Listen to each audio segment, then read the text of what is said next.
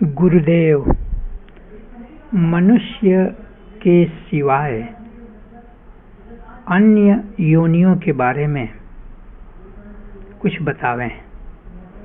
आपके मुख से सुनने की तीव्र लालसा है। ये हैं दिल्ली से कुलदीप गोस्वामी। गोस्वामी जी, मनुष्य योनि को तो सर्वश्रेष्ठ कहा गया है। यहाँ तक कह दिया गया है कि देवता लोग तरसते हैं कि एक बार मुझे मनुष्य बनना पड़े, क्योंकि इसके पीछे एक गहरा राज है।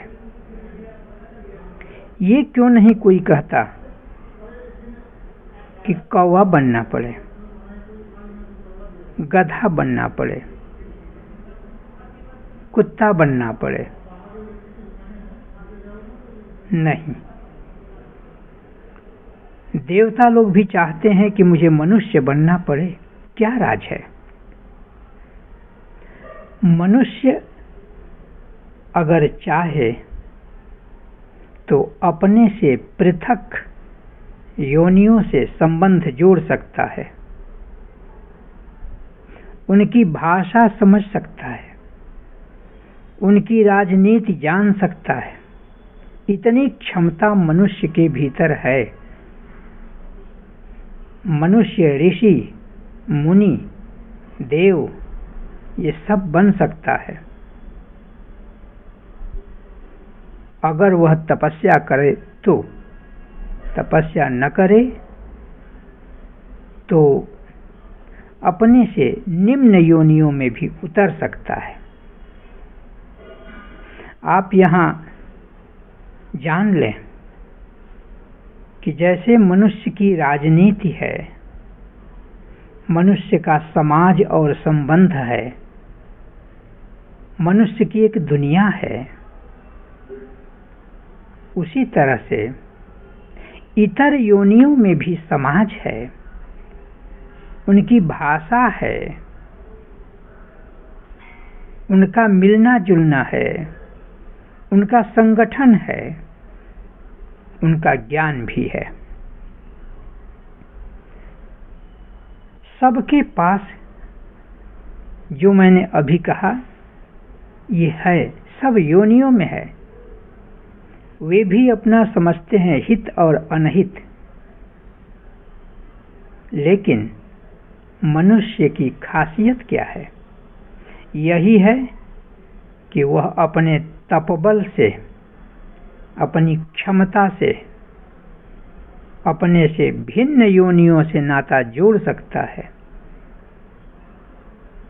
नाता ही नहीं, अगर वह चाहे तो ज्ञान भी प्राप्त कर सकता है,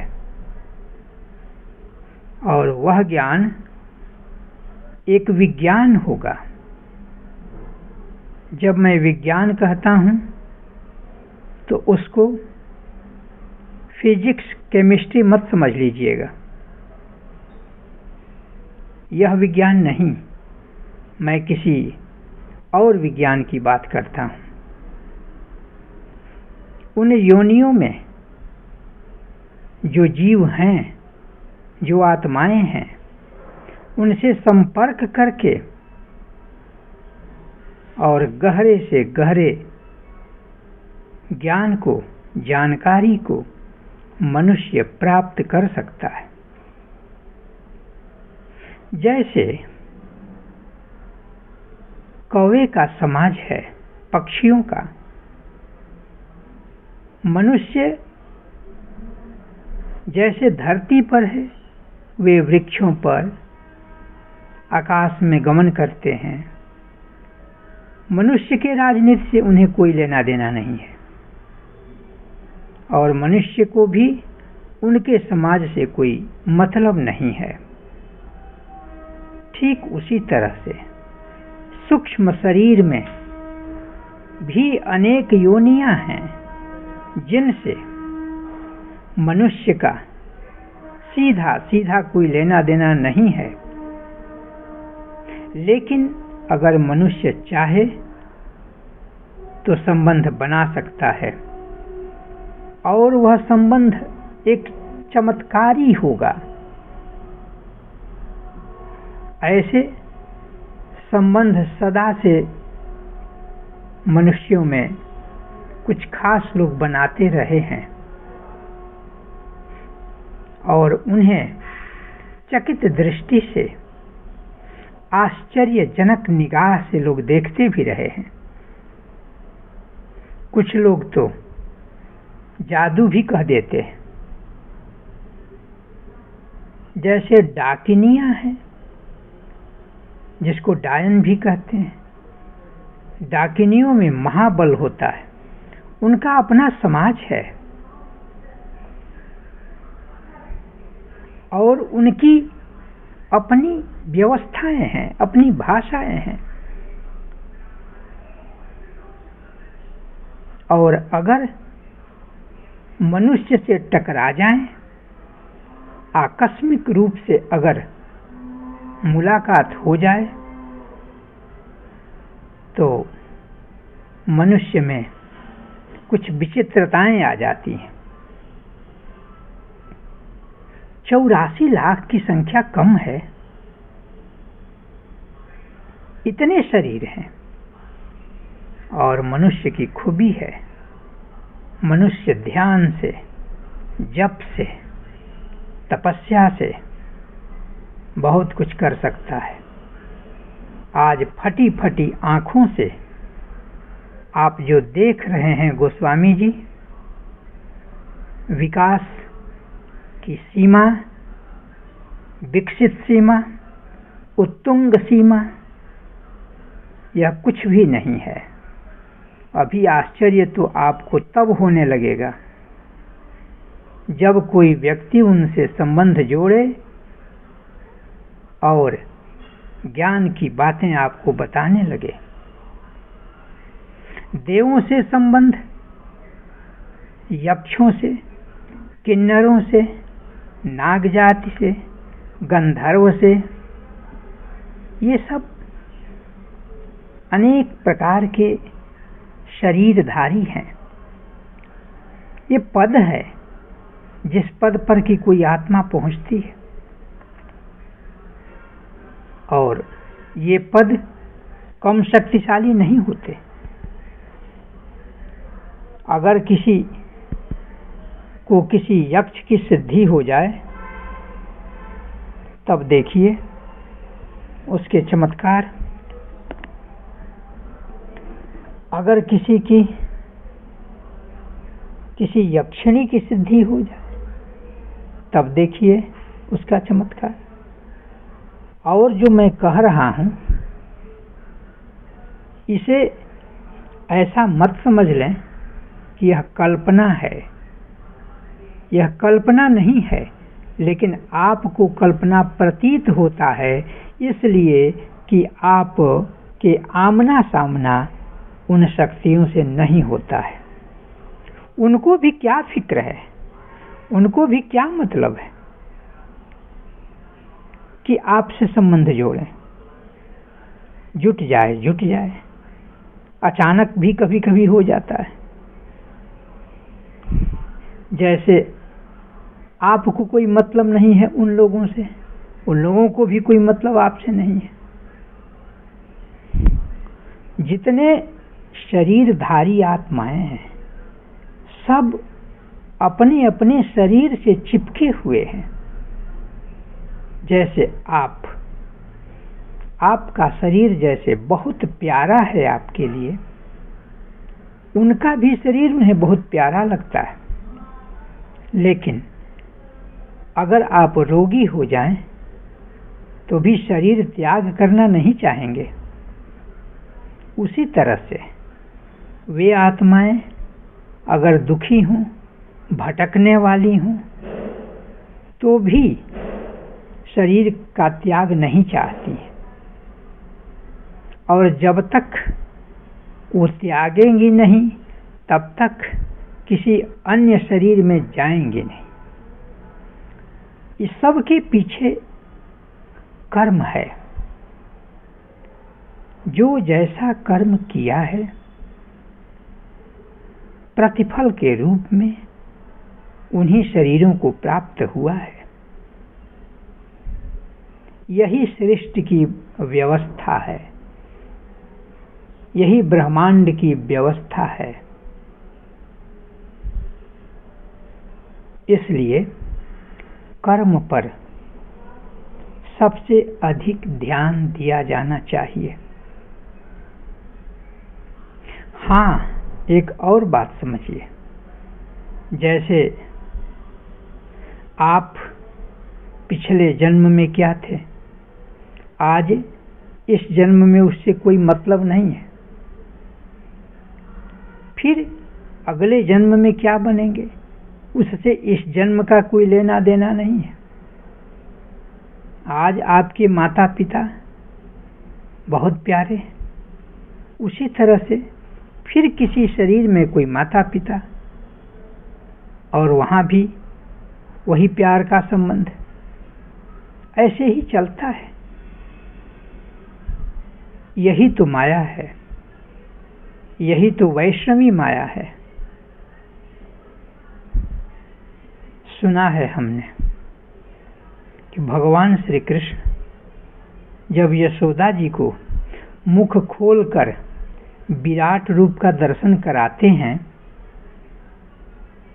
तो यशोदा जी चकित हो जाती है। लेकिन श्री कृष्ण सोचते हैं कि अगर इसी रूप में माँ मुझे मानेगी, समझेगी, तब तो गड़बड़ हो सकता है। इसलिए उनकी जो वैष्णवी माया है वह तुरंत यशोदा जी पर छा जाती है और यशोदा मैया भूल जाती हैं कि श्री कृष्ण के मुख में मैंने विराट स्वरूप को देखा है।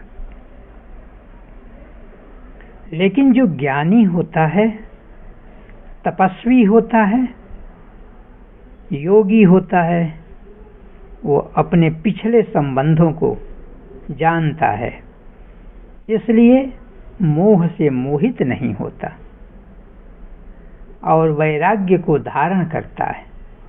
ज्ञान और वैराग्य का अवलंबन लेकर वह मुक्त हो जाता है। ये अन्य जन्म और अन्य योनियों, अन्य शरीरों की बात है। तो गोस्वामी जी, अभी तो ये जो भी मैं कह रहा हूँ आपके लिए वैसे लगेगा जैसे हमारी दादियाँ, नानी ये सब कथा सुनाती थी और एक मनोरंजन जैसा प्रतीत होता था। सुनते सुनते हम लोग बच्चे थे, सुनते सुनते सो जाया करते थे।